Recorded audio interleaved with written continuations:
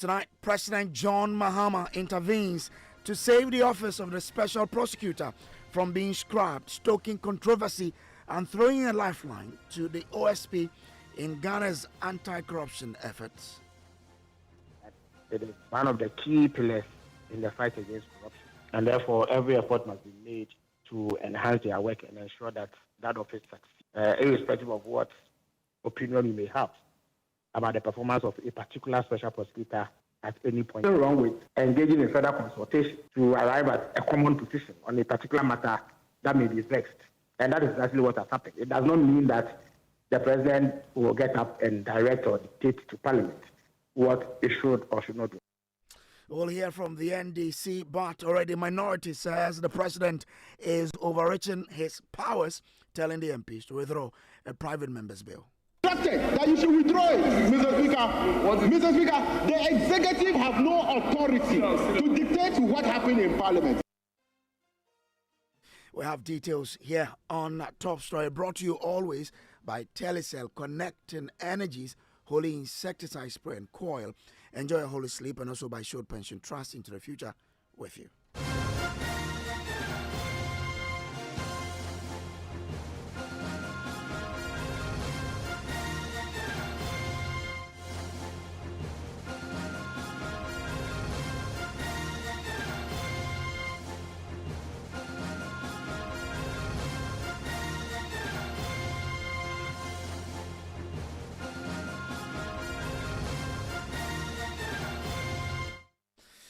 Tonight, President John Mahama has stirred controversy as he steps in to halt moves to scrap the office of the Special Prosecutor. The President has written an urgent request to Majority Leader Mahama Ayariga asking him to withdraw a private member's bill seeking to repeal the OSP Act. His intervention comes amid growing criticism from anti-graft campaigners who argue that scrapping the OSP would weaken Ghana's anti-corruption fight. Majority Leader Mahama Ayariga and his Chief Whip, Roxanne Nelson Dafiamakbo, only yesterday had tabled a private member's bill to repeal the OSP Act and abolish the office of the Special Prosecutor. Coincidentally, President Mahama told the Peace Council during a meeting that calls for the scrapping of the office were premature. I don't enjoy prosecuting people, but I mean, the people of Ghana will not forgive us if people develop impunity in terms of abusing the trust that people have put in them.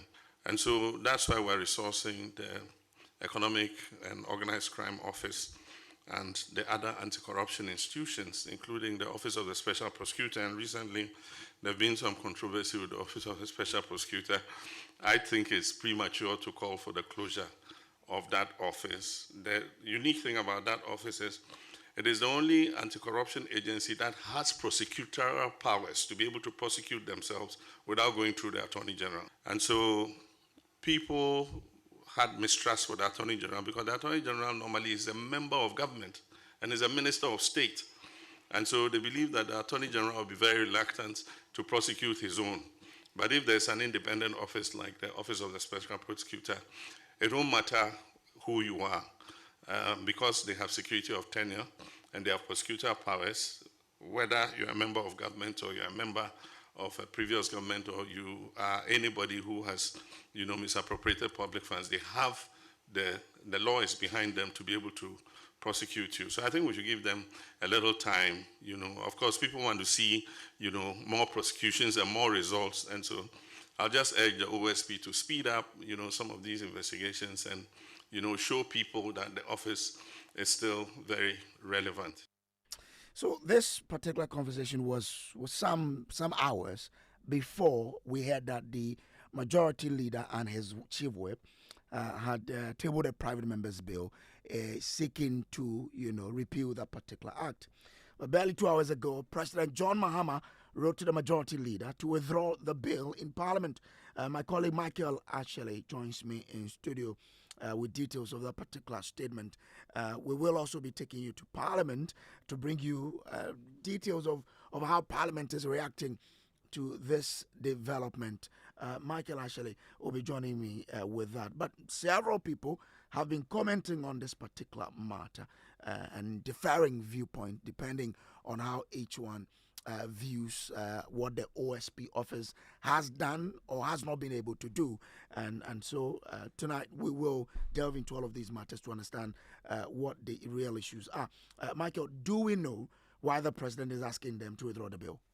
Well, Brace is contained in a one-page statement sent to the that was written or from the presidency. What it says is that President John Mahama has requested the majority leader and the majority chief whip in Parliament to withdraw the private members' bill tabled for the repeal of the act establishing the office of the Special Prosecutor. The president's request follows his public expression of support for the strengthening of the office of Special Prosecutor as a vital cog in the fight against corruption at a meeting with the Peace Council just yesterday. The president also reiterates his call on the office of the Special Prosecutor to do more to boost public confidence in its work and frontally tackle corruption in line with the objectives informing the establishment of the office of the Special Prosecutor. So this is John Mahama reiterating his stance yesterday that it is days early. We have to give this office all the support that they need for them to deliver on the mandate that we established. Effectively, he supports the understanding, the idea that support or that put it together to create the office of the Special Prosecutor. It remains to be seen what exactly will happen in Parliament when this letter is sent to them officially. I'm sure my colleague James Aveji can confirm that for us. And this is coming, barely 24 hours when the president made a categorical statement that he feels calls for the OSP to be abolished are premature. Let's head to Parliament now, where my colleague James Aveji has been monitoring movement and commentary in the chamber since this letter was published. James, what is the mood in Parliament since the letter was published? Well, Brace, the two gentlemen who that directive is addressed to, who are the majority leader, Honorable Mahama Yariga, as well as the majority whip, Roxy Nelson Dapamekpo, are yet to make any official comment on the directive to them. But, I mean, the minority have already started speaking about this when the House was considering the budget for parliamentary services, which has been slashed from some 4.6 billion Ghana cedis to about 1.6 billion cedis. The First Deputy Minority Whip, Honorable Habib Idrisu, in his comments on that budget provision, indicated that the inadequate funds allocation to Parliament is rendering the work of Parliament, not allowing Parliament to work as much as they are supposed to. And then he dovetailed that conversation into the directive from the president, where he said it is because of some of these things that the executive seems to be having an upper hand or an influence on the legislature, reason why the president has written that letter to the majority leaders in order to stay their hands on their private members' view. He feels that this is an affront to the constitutional provisions of separation of powers, which must be condemned. We can listen to him.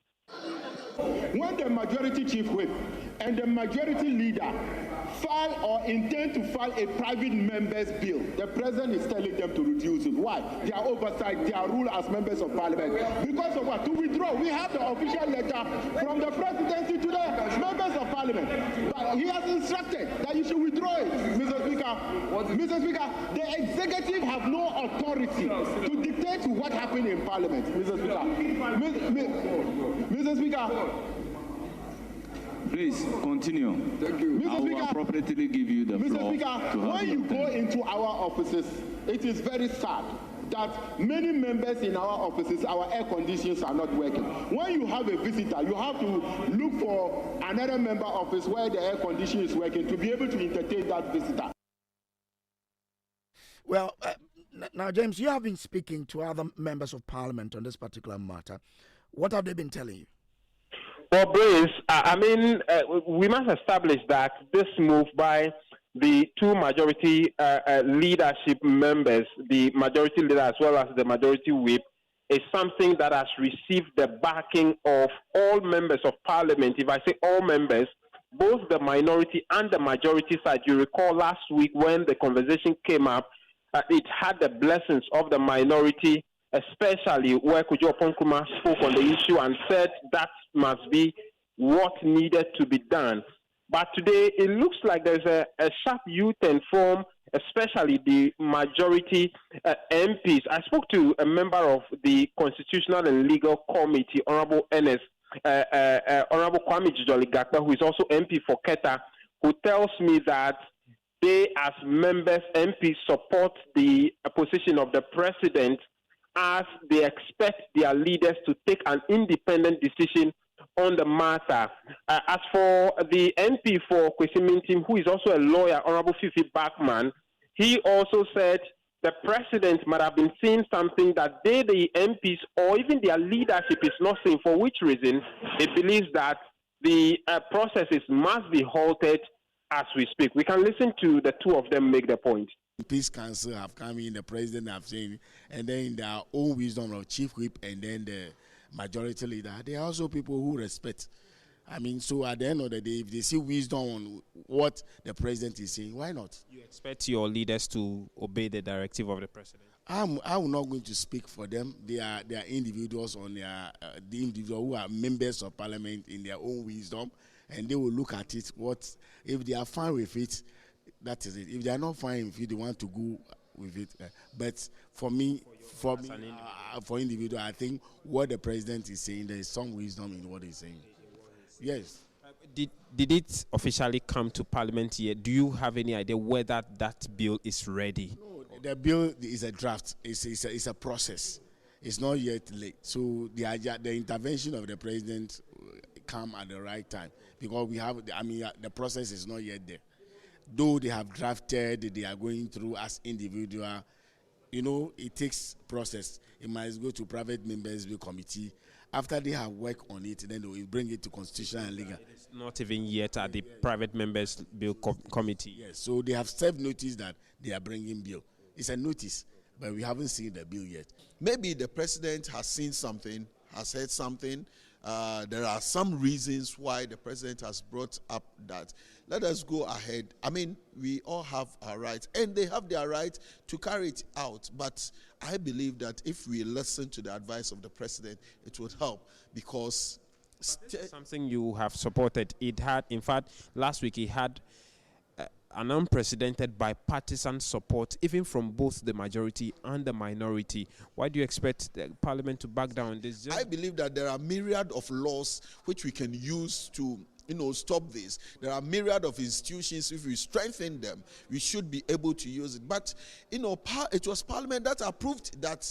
Whether it was, a majority, some people decided not to vote for it or whatever, it was Parliament, our Parliament, that decided to establish that. Let us take our time, go through, and I believe that at the end of the day, with that unanimous, thinking, we would all say that let it go bye-bye. Well, this particular matter has generated a lot of discussion points in the country, with some suggesting that the majority leader and his whip could not have drafted this bill without consulting the president. Now, former leader of parliament, Oseche Mensah-Bonsu, says the majority leader should have consulted the president before drafting the bill. Listen to him. The point I'm making is that the president sits in cabinet with the majority leader, who is the leader of his government business department. And this bill establishing the office of the Special Prosecutor emanated from the office of the president. Right. So if at that level the president had any indication about it, he ought to have engaged him privately so that maybe it wouldn't even appear there. Because after the bill is passed by Parliament, it will require the assent of the president. Let's not forget. So if the president has any issues, they could have at the very outset discussed it with him.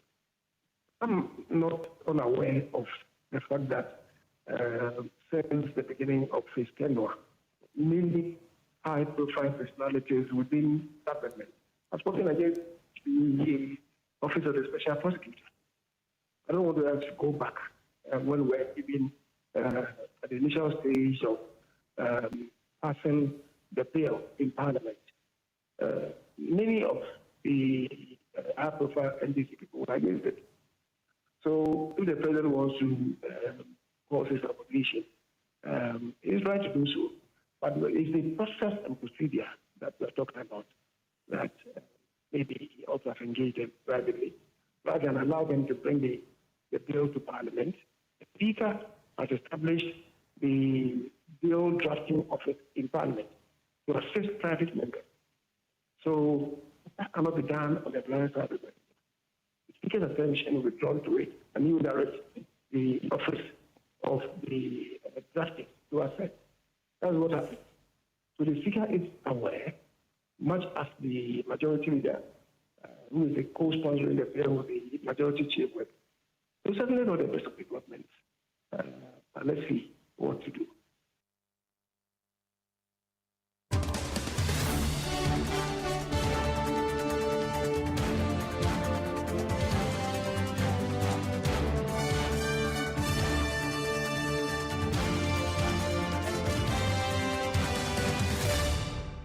All right, let's go on the phone lines now and bring in the Minister of State in charge of Government Communication, Felix Kwakye Ofosu, who has graciously joined us on the telephone line. So, Felix, I'm grateful to you for joining us here.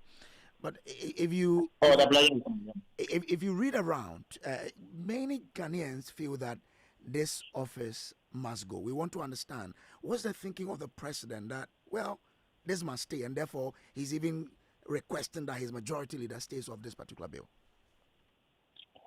Well, the president believes that in spite of the perceptions about the performance of this particular special prosecutor, the objective that informed the establishment of the office is noble, and that if upheld and worked towards, it could become a key arm in the fight against corruption.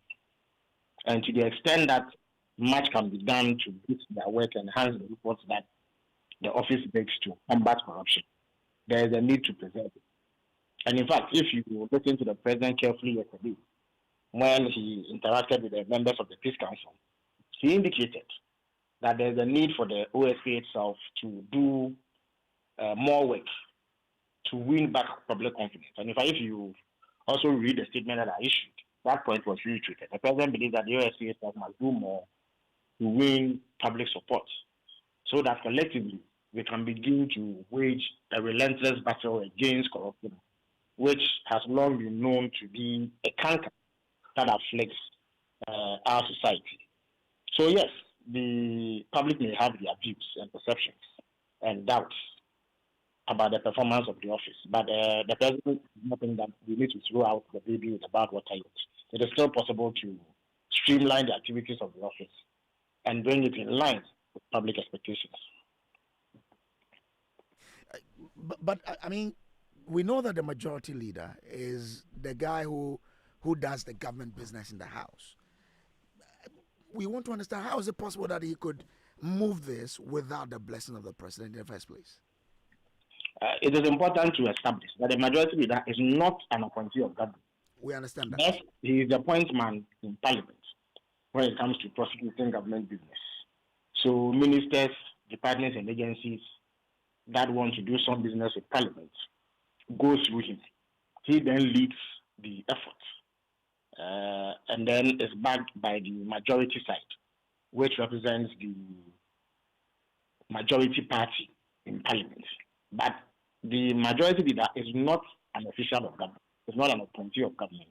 He does not require the president's blessing to take any legislative step that he deems necessary.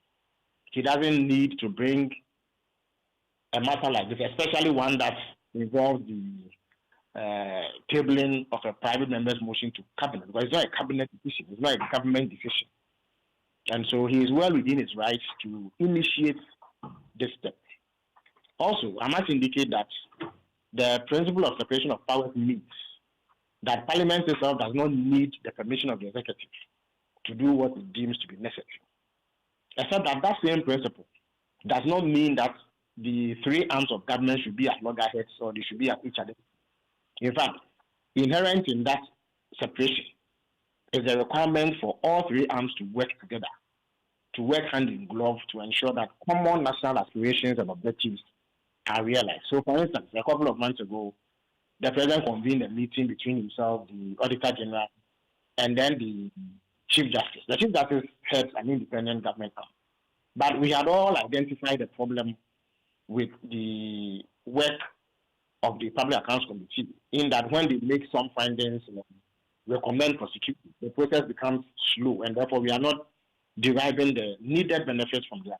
And so the president thought that engaging another arm of government, the judiciary, which can play a role in seeing this to fruition, is the best way. So he met them, and through that, very, very useful outcomes have been achieved. So that is an example of how two arms of government, even though they are independent of each other, can work together. In the same way, if members of the legislature embark on an action that they believe will lead to a particular outcome, but the president believes that if another course of action were taken on the same subject, it would help.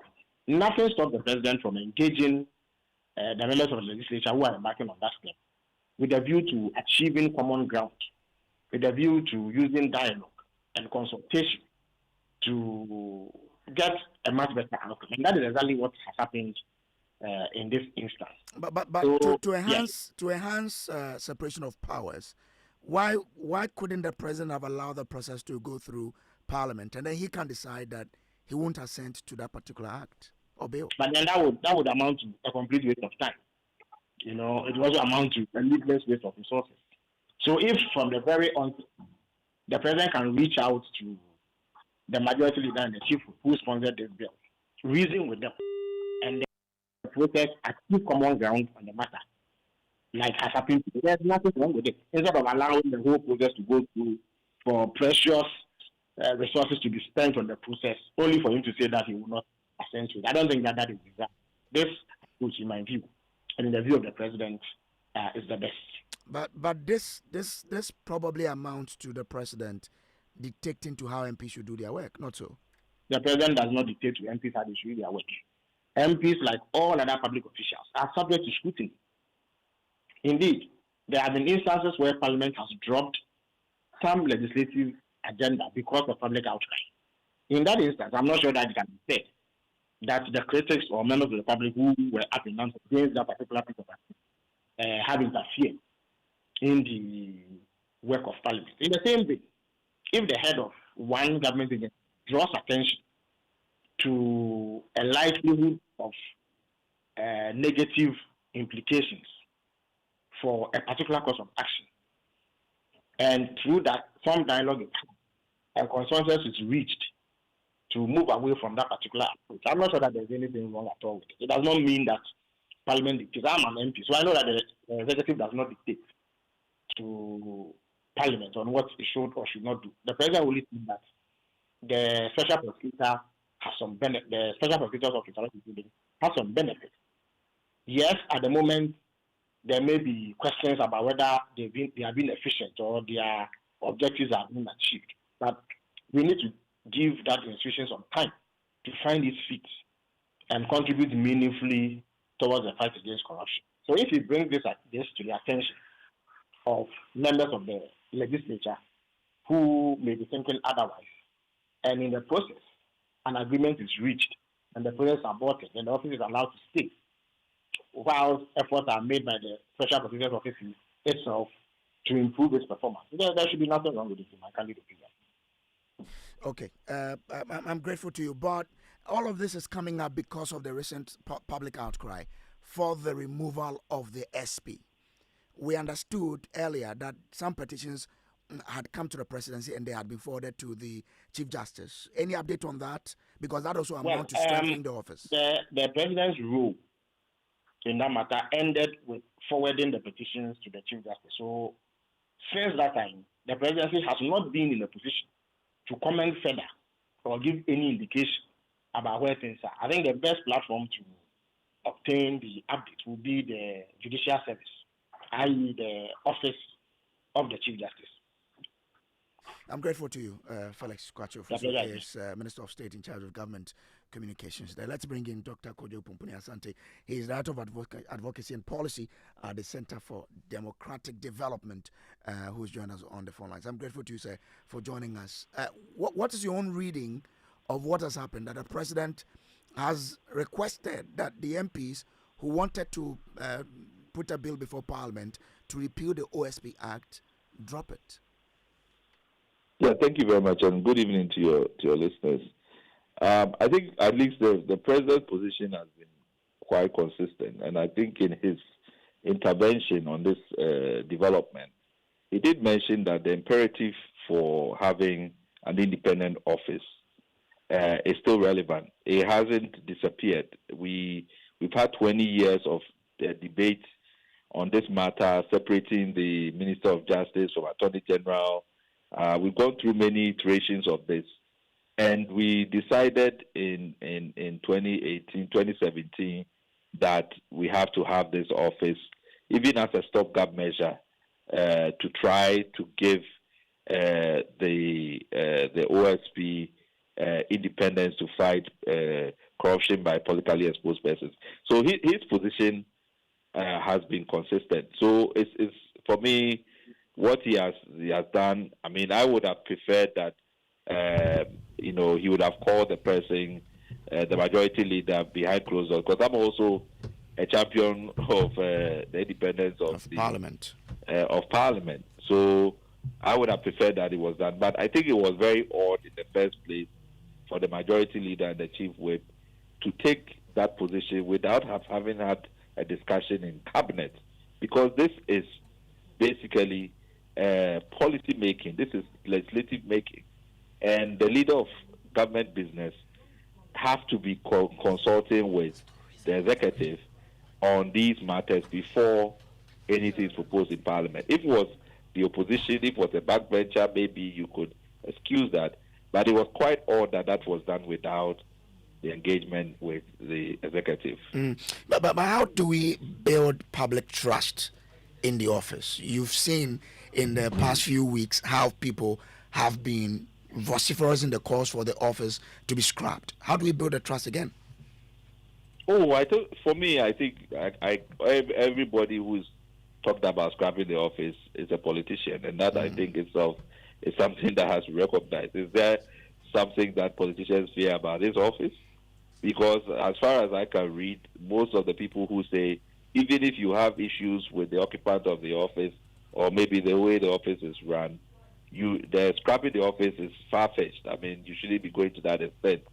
So I think the focus is really about strengthening the office. If there are issues around accountability, there's a board that's there to supervise certain aspects of the OSP's work.